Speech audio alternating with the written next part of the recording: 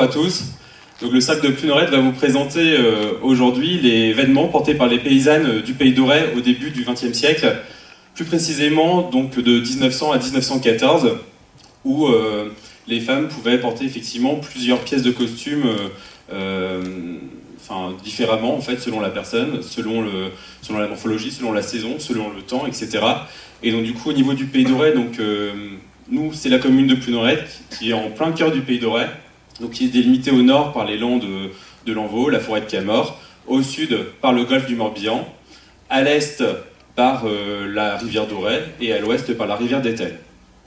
Donc du coup, toutes ces pièces étaient portées pour le travail des champs. Il n'y avait pas d'uniformité, il n'y avait pas de code, contrairement aux costumes de fête qui étaient portés le dimanche. Et donc du coup, on pouvait porter des pièces du siècle précédent avec des nouvelles pièces, puisqu'elles refaisaient les pièces au fur et à mesure, jusqu'à les user au maximum. Et donc là, on va vous présenter différentes versions qui se courtoyaient en tout cas à cette période. Alors, on a choisi de reconstituer ces costumes suite à la demande des chorégraphes, qui voulaient des costumes du début du XXe siècle en adéquation avec le thème abordé dans la chorégraphie qui sera présentée tout à l'heure.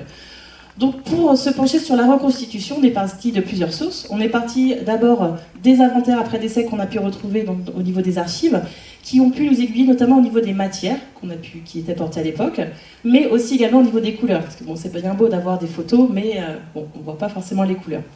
Et on a pu également partir d'un peintre, en fait, Jean Frelot de Vannes, qui a peint des scènes champêtres et des scènes de travail. Donc on a retrouvé sur ces peintures des couleurs et qui étaient en adéquation à ce qu'on avait pu retrouver dans les inventaires après décès. Donc je vais commencer par présenter de mon côté un type de costume que l'on pouvait retrouver. Donc majoritairement au niveau des photos, donc des photos d'ailleurs qu'on a pu retrouver grâce à Philippe Tassier, qui est un photographe du Jura qui est passé à Pluneret et dans le Pays d'Auray plus largement à cette époque, donc qui nous a permis de pouvoir reconstituer ces costumes. Donc un type de costume majoritaire qu'on pouvait retrouver, qui est composé d'abord d'une chemise de jour, qui était en chanvre ou lin. Et sur cette chemise, qui pouvait être plus finement tissée selon les moyens de la personne, selon beaucoup de critères. Cette chemise, elle pouvait être très large pour les femmes parce que c'était en adéquation si la femme tombait enceinte, etc. On ne changeait pas forcément de costume. On pouvait trouver cette chemise de jour, donc était portée par-dessus un corselet qui était très cintré, tout simplement pour les travaux des champs, pour aider au maintien. On trouve également donc, une jupe qui là est en laine, mais qui pouvait également trouver, donc sur d'autres personnes il y en a en lin, mélange lin-chauve, hein. Ce sont des matières qu'on trouvait très facilement en Bretagne à cette période. Et en dessous cette jupe, on pouvait très bien trouver donc, un jupon de couleur qui pouvait être soit de couleur donc rouge, uni, etc., soit rayé, soit à carreaux, vraiment on trouvait un peu de tout. Par-dessus cette jupe, on trouvait donc le tablier avec un tablier à bavette. Ça veut dire qu'il recouvre le corselet qui était lacé en dessous de cette bavette. Donc une bavette plutôt carrée pour cette période, et un tablier avec des poches rondes, comme les tabliers de cérémonie à la fin du 19e siècle. Ce sont des pièces de costume qui étaient portées par les paysannes. On pouvait trouver, les gens portaient pour le travail ce qu'ils avaient. Ils ne s'embêtaient pas en se disant tant que la pièce n'était pas usée, mais vraiment usée jusqu'au bout, on ne changeait pas de costume, vraiment pour des questions économiques. Et quand il y avait un trou ou autre, on pouvait trouver des points pour rapiécer là où il y avait le trou, ou alors on mettait donc, un morceau d'étoffe, tout simplement pour recoudre, pour pouvoir cacher le trou. Les femmes portaient une coiffe noire qui était en coton, avec du velours de soie sur le devant de la coiffe. Et nous, on a des coiffes noires avec des plis à l'arrière de la coiffe, tout simplement, qui recouvrent le chignon de la personne. Sur la deuxième version que nous avons mis en avant, donc les femmes portent une coiffe en coton blanc. Cette coiffe est amidonnée, et donc sur le devant de la coiffe, on est sur une forme d'arrondi, contrairement à une autre coiffe qu'on vous présentera tout à l'heure. Et en dessous, donc cette coiffe est fixée sur une coiffette en tulle et nouée sous le menton par des lacets. Ensuite, on retrouve le caraco. Donc cette fois-ci, on est sur un caraco en coton. On retrouve différents motifs, ils peuvent être fleuris, à rayures, et dans différentes couleurs. On retrouve également, il y a différentes versions, on peut avoir des cols Claudine, des cols Mao, des cols chemisiers, et pour plus de fantaisie, avoir des plis religieux, que ce soit horizontaux, verticaux. Donc c'était soit boutonné avec des boutons ou à pression. Après, donc on retrouve tout ce qui est jupon, jupe. Elles sont conçues exactement de la même façon que celles du siècle précédent, c'est-à-dire fronçage sur un tissu qui formait la ceinture. Donc pareil, on retrouve des tissus très résistants quand même pour les travaux des champs, que ce soit pour le jupon ou pour la jupe. On est sur de la laine, sur du lin. Le tablier, quant à lui, il a perdu sa bavette, il met le caraco en avant, qui lui est plus ample, mais plus serré au niveau de la taille. Pareil, donc comme les autres filles qui sont passées juste avant, donc elles portent des chaussons pour les besoins de la chorégraphie, mais dans la réalité, elles avaient des sabots. Donc voilà ce qu'on pouvait dire sur les costumes travail donc des femmes au début du XXe siècle. Ensuite, sur la question qu'on devait choisir pour vous présenter aujourd'hui, donc on a choisi l'évolution de la coiffe sur une période de 50 ans. Donc de 1900 à 1950 plus précisément.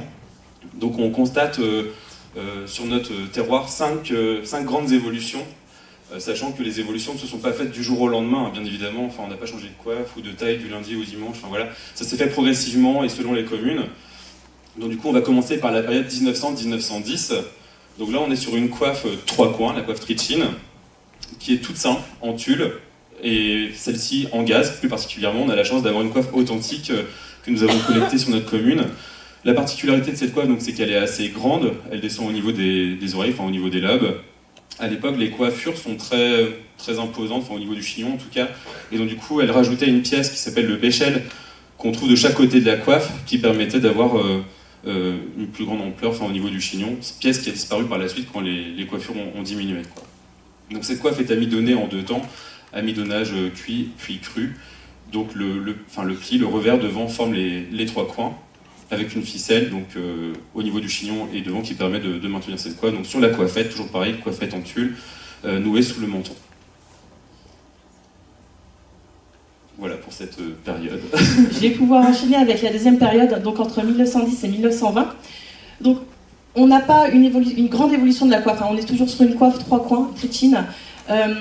On peut les voir ici, hein, les 3 éperons, si on pouvait entendre, à cette période. Donc cette coiffe, elle, par contre, comporte une légère bande de dentelle qui commence à apparaître. Et elle est toujours fixée sur une coiffette, toujours nouée sous le menton, fixée à la coiffure, qui pouvait commencer à être brodée. Sur la confection de la coiffe, on confectionne une coiffe 3 coins en 2 fois, donc, enfin en 2 parties. Il y a une première partie qui est le chignon, que l'on trouve sur l'arrière de la coiffe, qui est donc une fois amidonné et plissé en 3 plis de chaque côté, et ça nous permet de resserrer le lacet qui est glissé sous les points de chaussons que l'on peut trouver à l'envers de la coiffe, et qui permet donc de fixer et de maintenir ce chignon. L'avant de la coiffe, qu'on appelle la visagière, donc, est replié en fonction de la taille de la tête de la personne. Donc on ne fait pas le même pli au même endroit selon la personne qui la porte, et on replie la visagière en fonction de la taille de la personne, et on ne doit pas dépasser le front de la personne. Donc on ne doit pas avoir une coiffe 3 coins qui fait une espèce de casquette qui dépasse vraiment du visage. Donc voilà pour cette période. Donc Sébastien va pouvoir enchaîner avec la période suivante. Donc sur la période 1920-1930, les coiffes, donc là on a une grande évolution, la coiffe a rétréci, donc au niveau de la taille, elle se situe au-dessus des oreilles même. Donc les coiffes sont brodées main, peuvent être brodées main. L'autre évolution au niveau de la coiffette, donc c'est que elle ne savait pas se coiffer autrement, donc elle fixait la coiffette avant de pouvoir mettre la coiffe, qu'elle nouait bien sûr sous le menton. Et une fois que la coiffe était posée, donc elle retirait ses lacets pour les cacher sous la coiffette. Et à la fin des années 20, en approchant vers 1930, elles ont commencé à couper ces fameux lacets qui ont disparu par la suite au niveau de la conception en fait. Donc là, la coiffe a rétréci, mais on aperçoit toujours les 3 coins. Donc je vais pouvoir enchaîner donc avec l'autre période, entre 1930 et 1940. Donc là, on a une grande évolution de la coiffe. On a perdu les 3 coins, et on ne voit plus qu'un seul coin au milieu de la coiffe. On voit apparaître différents types de coiffes. Les matières ont un peu évolué, donc on reste toujours sur des coiffes en tulle. On peut trouver différents types de dentelles, donc des dentelles mécaniques qui étaient achetées au mètre, qui étaient cousues sur la coiffe. La confection de la coiffe est exactement la même, on retrouve bien la visagière et le chignon. Seul, donc, vous voyez que la coiffe a diminué, le chignon est plus petit, et ce qui permet de coincer légèrement les tresses de la coiffure qui sont beaucoup moins gros qu'un chignon et qui permettent d'être cachés discrètement derrière ce petit chignon. On a également pour l'époque des coiffes brodées main et qui sont posées sur des coiffettes, comme vous l'a dit Sébastien, qui n'ont plus de lacets, qui sont directement fixées sur la coiffure. Et vraiment, ces coiffes, comme vous pouvez les voir sur les photos, laissent vraiment apparaître la coiffure qui a elle aussi évolué en fonction des modes. Voilà. Et sur la dernière période, 1940-1950, donc on a toujours une évolution au niveau des coiffettes et de la coiffe, sachant que du coup, les coiffes pouvaient être soit effectivement, comme disait Lauriane, faites de façon mécanique ou brodées main. Donc là, on a la chance d'avoir une coiffe brodée main, mais les femmes préféraient quand même les coiffes mécaniques, puisque du coup moins chères, moins lourdes, par rapport à l'amidonnage, par rapport à l'humidité, etc. C'était quand même moins contraignant que les coiffes faites de façon mécanique. On a également une coiffe qu'on peut voir juste au milieu ici, qu'on appelle coiffe de petit dimanche, coiffe intermédiaire ou semi-deuil même. Donc au niveau des coiffettes, on retrouve de tout à cette période, enfin à partir de 1930 en tout cas, on retrouve des coiffettes en tulle brodée main, mécanique, au tricot, au crochet, frivolité, en filet. Ce qui fait la différence aussi à cette période au niveau des communes, c'est que par exemple sur le littoral, on va avoir des coiffes au niveau de la largeur beaucoup plus grande, on va dire, que les coiffes au niveau des terres, par exemple dans le nord, vers Grandchamp, etc. Les coiffes étaient plus petites. Dans ce secteur aussi, donc le secteur de Grandchamp, au nord du territoire du Pays d'Auray, on retrouve beaucoup de coiffes faites en filet également. Donc au niveau de Plunerette, on est sur une coiffe, on va dire, qui se situe entre les deux tailles, littorale et intérieur des terres. Ce qu'on doit savoir également sur cette période, c'est que du coup, les femmes portaient la coiffe uniquement pour leur mariage. Surtout les jeunes filles, on va dire, puisque au quotidien elles ne la portaient pas. Seules les personnes âgées qui étaient nées avant la Première Guerre continuaient à porter la coiffe. Par exemple, donc sur la commune de Plunerette, on a Marianne Corvmat qui a porté la coiffe jusqu'en 2002. Elle était née en 1912, et donc du coup, aujourd'hui on n'a plus personne sur la commune qui porte la coiffe, mais seules les personnes nées avant la Première Guerre continuaient à la porter. Donc ce qui nous permet aujourd'hui de pouvoir aussi vous parler de cette évolution de coiffe en si peu de temps, c'est le collectage qui est hyper important en fait sur le cercle. Au niveau du collectage, on a plus de 1000 photos collectées à ce jour. Les 3/4 sont identifiés, donc on continue à chercher effectivement qui sont sur ces photos, les dater, etc. Surtout les photos de mariage. Le plus compliqué aussi pour le début siècle, c'est donc les 3 pans. Enfin, on a la chance d'avoir une coiffe authentique, mais les femmes, au fur et à mesure, les jetaient, les brûlaient, s'en servaient même comme filtre à café. Donc du coup, compliqué d'avoir des coiffes de cette époque, mais bon, on en a une. Et donc, aujourd'hui, la coiffe, à la fin de cette période-là, on retrouve de tout, et voilà, tout simplement, au niveau de l'évolution de la coiffe.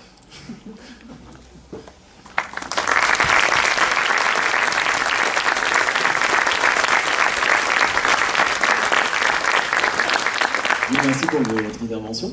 On voit que vous avez fait un travail de patine un petit peu sur vos costumes. Est-ce que vous voulez nous en parler ?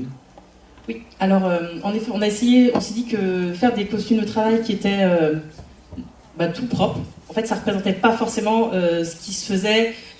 Certainement, les gens, quand ils avaient un costume neuf, ils ne cherchaient pas à le salir, mais au quotidien, c'était quand même des vêtements qui avaient vécu, donc qui avaient une certaine histoire, et on a essayé de reproduire en fait tout simplement tout ça.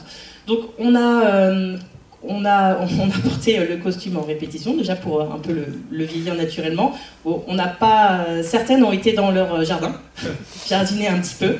Donc voilà. Et on a fait des points de reprise comme ce qui se faisait à l'époque sur certains tabliers. Par exemple, Louise, si tu veux bien avancer. On a au niveau d'une poche qui aurait pu craquer, donc voilà, un point de reprise au fil de chambre. Claire Estelle, je sais plus, non, c'est Mélissa, pardon. Mélissa aussi a également un point de reprise. Hop, si tu veux bien venir là, parce que là il y a le cube. Donc il y a bien un point de reprise aussi également sur son tablier. On a passé une brosse avec des petits picots de fer en fait sur le tablier pour pouvoir sortir un peu les fils de tissu, tout simplement pour que ça ait un peu utilisé. Et voilà, qu'en fait on les a portés quelques années aussi. C'est pas des costumes qui sortent de cette année, donc ils ont un peu aussi vécu naturellement. Moi j'ai une question sur le corset. Ah oui, corselet, oui. Le corselet. Est-ce que c'est réalisé à partir d'une pièce, d'une source, ou est-ce que c'est de l'interprétation par rapport aux photos? Alors on n'a pas eu la chance d'avoir une pièce authentique, donc c'est clairement de l'interprétation par rapport aux photos qu'on a pu trouver, notamment celle de Philippe Tassier, où on a des femmes de dos et d'autres de face. Donc par rapport aux photos, on a pu voir quand même que ça suivait assez, par rapport aux robes traditionnelles de cérémonie de la fin du 19e siècle, la forme du corselet suivait, par rapport aux photos, on a trouvé que ça ressemblait assez bien à ce qui était fait. Donc on est parti sur ce modèle-là et on a reconstitué le corselet par rapport aux photos d'époque. Mais malheureusement, les pièces aussi anciennes n'ont pas été conservées, sont clairement moins clinquants et moins jolis que les pièces de cérémonie que les personnes pouvaient garder dans leur placard. Un peu sur cette même logique de déclinaison corselet par rapport à l'origine costume de cérémonie, sur les tabliers donc à empiècement carré. Oui. Pareil, c'est par rapport aux photos, parce que j'ai envie de dire par rapport à du Vantais, on n'a plus de notion de pointe ou de croisement. Tout à fait. Donc c'est vrai que les tabliers de cérémonie sont de forme un peu triangulaire au niveau des bavettes. Là, on est vraiment sur un empiècement carré. C'est vraiment par rapport aux photos qu'on s'est basé. C'est vrai qu'on ne trouve pas ça, on trouve pas cette forme-là sur les tabliers. Certaines photos plus anciennes des années 1880, on peut retrouver que certains tabliers ne sont pas forcément en forme de triangle, mais légèrement en forme carré. Et on pense que ces tabliers de travail en fait déclinent aussi de cette période. C'est vraiment des tabliers. Alors je dis bien, on n'affirme pas, hein, on pense que c'est quand même issu de ce qui s'est fait en costume de cérémonie. Voilà. Mais étant des costumes de travail, c'est des choses qui se sont portées et qui ont été gardées, qui se sont portées tellement toute une vie qu'on a retrouvé sur une longue période.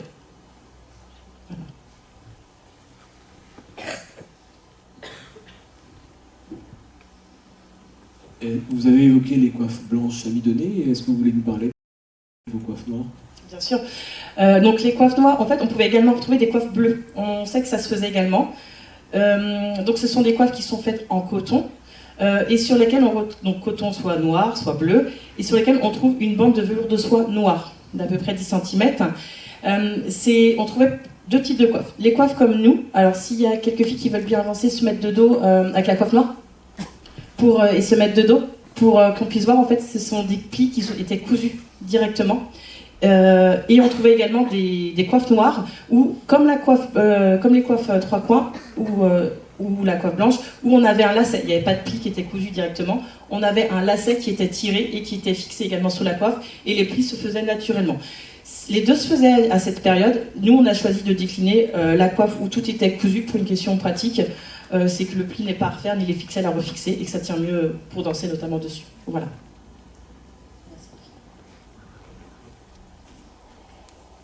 On arrive au bout du temps. Merci à vous. Merci. Et puis bonne continuation. Merci.